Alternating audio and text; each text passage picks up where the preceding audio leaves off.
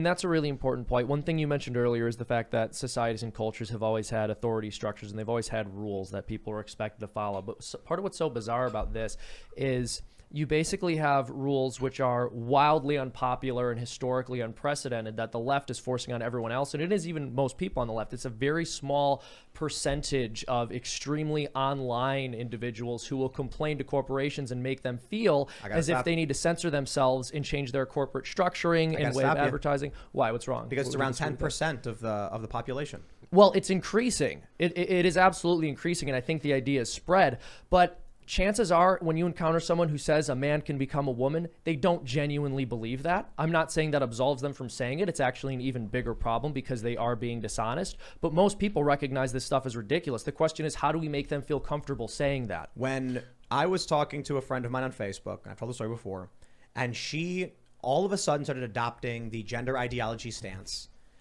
She told me, you know, the whole, she was like, trans women are women, trans men are men. And I said, okay, I don't care if that's your premise. My question to you then is, I asked her, you would be physically attracted to someone who's biologically female, like a person with a vagina, but who is like, you know, got a beard. And she was like, I could learn how to do that. And I was like, that sounds like conversion therapy to me. And she just blocked me. Yeah. Because like, it's because there is, I feel like a lot of these people are not strong moral leaders. Not everybody is.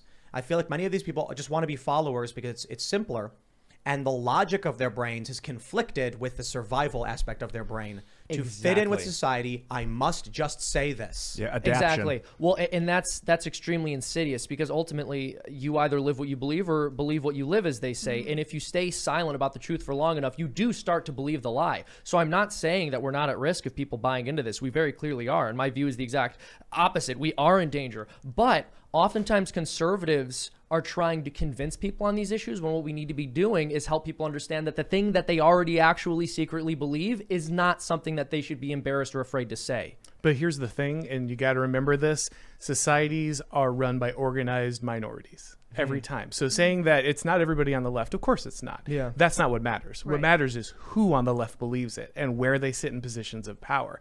There's a reason everyone is adopting this stuff. It's not because they necessarily believe it right away, but eventually they do believe it. I think they do eventually genuinely take it on board because they understand this received morality is advantageous in our society. They know that. And so that's why people will do like Tim was talking about. They will go out and they will alter their belief system because the people who are important are telling them what is going to come next, what is going to be signaled as positive, what is going to increase their standing, and what's going to make it easier for them to get along with what's actually going to be moral.